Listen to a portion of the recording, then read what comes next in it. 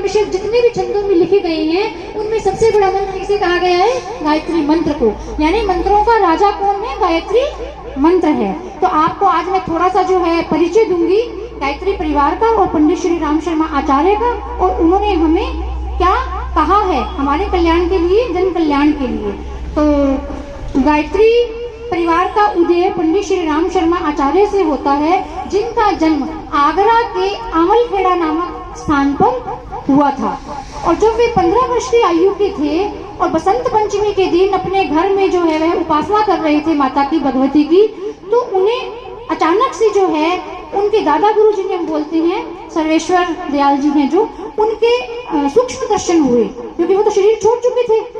तो बहुत सी ऐसी आत्माएं हैं, आप लोग जानते हैं, जो दिखाई नहीं देती लेकिन वे हैं। तो ऐसी पूज्य आत्माएं हैं। तो जो दादा गुरु के दर्शन उनको अपनी पूजा स्थली में हुए और उन्होंने पंडित श्री राम शर्मा आचार्य जो 15 वर्ष के बालक थे उनको उनके पूर्व जन्मों की याद दिलाई। तो गुरुदेव ने बाद में जो अपनी पुस्तकें लिखी है उसमें इसका पूरा विवरण में ब्यौरा है कि गुरुदेव के पहले के 3 जन्म कौन कौन से थे। तो पहला जन्म उनका था संत कबीर का, आप जानते हैं ना सभी। तो संत कबीर का उनका पहला जन्म था। दूसरा जन्म उनका था समर्थ गुरु रामदास का, जो कि महाराजा शिवाजी के गुरु हुए हैं, सुना है आप लोगों ने हिस्ट्री में। और तीसरा जन्म उनका था रामकृष्ण परमहंस का, जो कि स्वामी विवेकानंद के गुरु हुए थे। तो ये 3 जन्म गुरुदेव के पहले के जन्म थे पंडित श्री राम शर्मा आचार्य के। तो उन्होंने गुरुदेव को पूर्व जन्मों का बोध कराया और यह बताया कि आपका जन्म जो है वह धरती पर ऐसे ही सामान्य जन्म के रूप में नहीं हुआ है, आपको कुछ विशेष करके जाना है पृथ्वी पर। और तब उन्होंने उन्हें 24 लाख के 24 गायत्री महापुरुष चरण करने की जो है वह आज्ञा दी, संदेश दिया, या जो भी आप उसे समझ लीजिए कि पंडित श्री राम शर्मा आचार्य तुम्हें यह भगवान का आदेश है, निर्देश है कि आपको इस पृथ्वी पर कली काल में, कलयुग में गायत्री जप करना है और गायत्री माता को सिद्ध करना है। क्योंकि इससे पहले सिर्फ विष्णुमित्र ऋषि हुए हैं जिन्होंने गायत्री माता को सिद्ध किया है। कलयुग में और कोई भी प्राणी, गुरुदेव ने कहा है, ना भूतो ना भविष्यति, ना भूतकाल में हुआ ना कभी भविष्य में होगा। ऐसा जब तब जो पंडित श्री राम शर्मा आचार्य ने इस कली काल में कर दिया, हम तो सिर्फ उसका थोड़ा सा अंश बन सकते हैं, हिस्सा बन सकते हैं। गुरुदेव अपना तप हमें देंगे तब हम थोड़ा सा गायत्री मंत्र का जप कर सकते हैं, अन्यथा हम कभी नहीं कर सकते थे।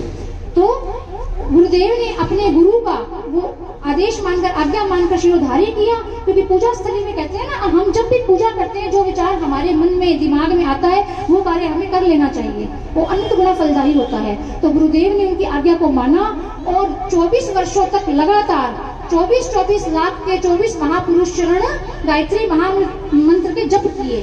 और साथ में उन्होंने क्या किया, खान पान का इतना इसमें नियम था कि गाय को माताजी जो खिलाती थी और वो जो है वो गोबर में ऐसे कैसे निकल आते हैं। आप लोग तो कुछ किसान होंगे, आपको पता होगा।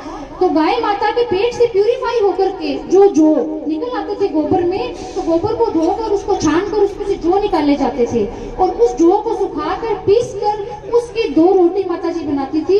और उस जप की अवधि में गुरुजी 2 रोटी जौ की और 1 गिलास छाछ का, उसी गाय की छाछ का, उसके इतना सा भोजन लेकर के उन्होंने नित्य प्रति 6 घंटे की गायत्री महामंत्र की माला करी, जाप किया और 24 वर्षों तक लगातार 24 लाख के 24 महापुरुष चरण जप किया, तप किया। और तब जाकर के उनको गायत्री माता ने प्रत्यक्ष दर्शन दिए, गायत्री माता उनको सिद्ध हुई और गायत्री महामंत्र को उन्होंने हम सब के लिए सर्वसुलभ कर दिया।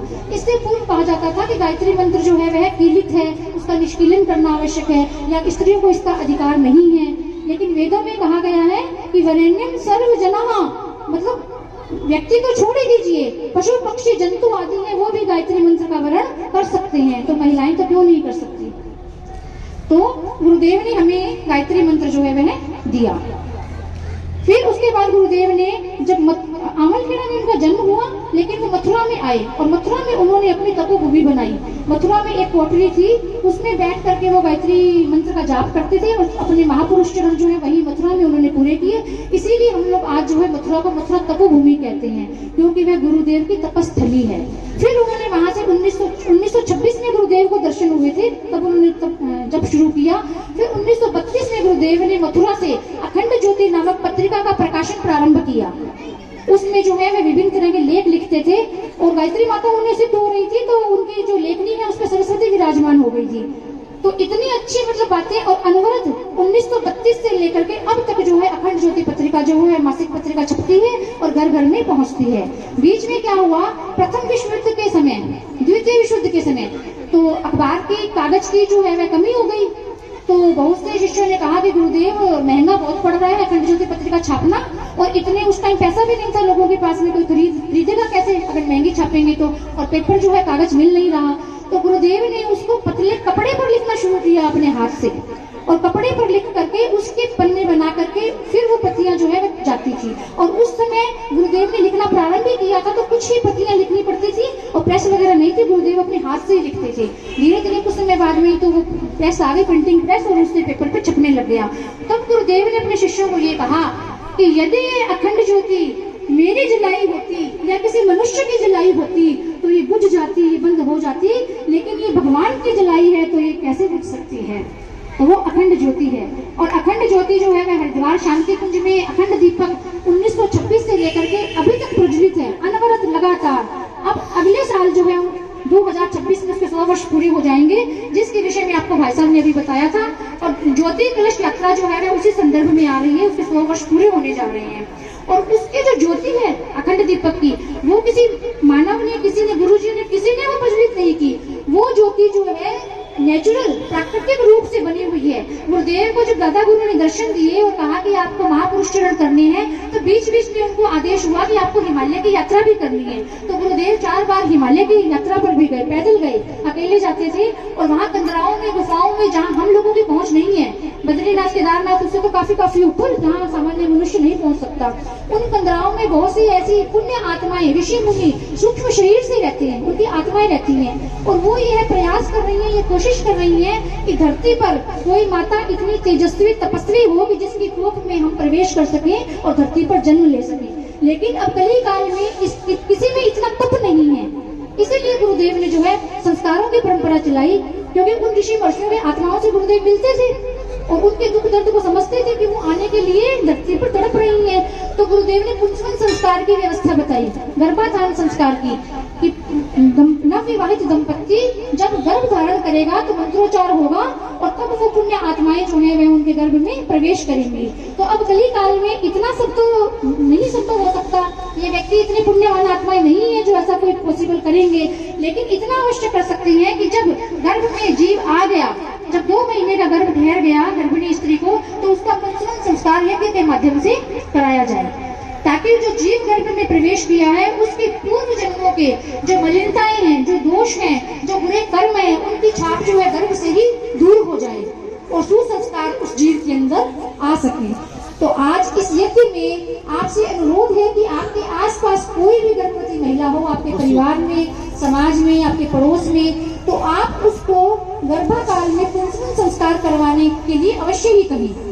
कोई भी गायत्री शक्तिपीठ होगा या आप नेट पे भी सर्च कर सकते हैं, अखिल विश्व गायत्री परिवार की जो है संस्कार प्रयोजन पाठशाला है, उसके अंदर आपको 16 संस्कारों का जिक्र मिलता है। हमारे हिंदू धर्म में 16 संस्कार है, सभी को पता है, लेकिन गुरुदेव ने उसमें पुंसवन संस्कार तो बताया ही बताया, बहुत जोर दिया है इसके ऊपर।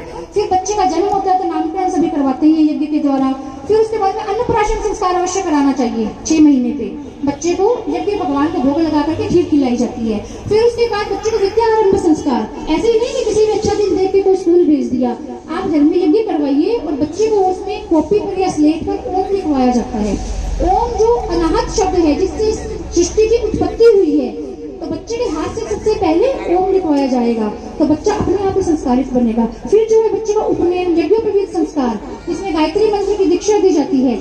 आज से आपने यज्ञ में एक बुराई छोड़नी है, अच्छाई लेनी है, तो आपको संक्षेप में बताती हूँ, समय हो रहा है। तो आप आज से ये नियम लेके जाइए, अच्छाई लेकर के जाइए कि मैं गायत्री महामृत्युंजय, गायत्री मंत्र का जाप जो है वह करना ही करना है। गायत्री मंत्र जो है वह महामंत्र है, इसकी व्याख्या मैं कभी अगर और कहीं यज्ञ होगा तो फिर आपको बताऊंगी कि यह कितना पवित्र, कितना शक्तिशाली, पावरफुल मंत्र है। यदि एक बार बिजली का झटका लगता है तो उससे 50 कंपन पैदा होते हैं, लेकिन एक बार यदि गायत्री महामंत्र सहस्त्र उच्चारण किया जाए तो इससे 1.10 लाख कंपन ब्रह्मांड में होते हैं और हमारे चारों तरफ वर्तुलाकार में जो है एक वलय बन जाता है और वह जाकर के गायत्री की देवता सविता है और सूर्य भगवान से टकराता है, वहां से एनर्जी लेकर के वापस आता है और गायत्री जप करने वाले के शरीर में में प्रवेश करता है, मनो मस्तिष्क में प्रवेश करता है और उसकी बुद्धि को निर्मल बनाता है, उसे सद्बुद्धि प्रदान करता है। इतनी महत्ता है गायत्री मंत्र की। तो आप आज मुझे आश्वस्त कीजिए, हाथ खड़ा करके बताइए कि कौन आज से गायत्री महामंत्र का जप करेगा। आप लोग करेंगे? ठीक है। तो आप लोगों को ये एक एक चित्र जो है वह दिए जाएंगे हमारे भाई साहब के द्वारा, और आप जो है गायत्री मंत्र का मेरे साथ में उच्चारण करेंगे। तब तक मैं आपको आगे बताती हूँ। तो गुरुदेव ने तो ये पत्रिका छापी, फिर गायत्री महामंत्र जो गायत्री मंत्र महामंत्र हमें दिया, और उसके बाद में गायत्री से यज्ञ जुड़ा हुआ है, क्योंकि गायत्री माता है और यज्ञ पिता है। यज्ञ हमें सिखाता है देने का भाव, संगतिकरण का भाव, कि हम जैसे संगति करते